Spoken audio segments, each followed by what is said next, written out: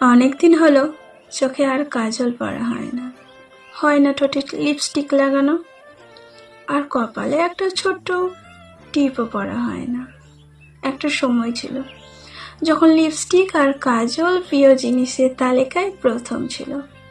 হয়তো তখন নিজেকে খুব ভালোবাসতাম, তাই এই পছন্দের জিনিসগুলোর প্রতি বড্ড মায়া হতো।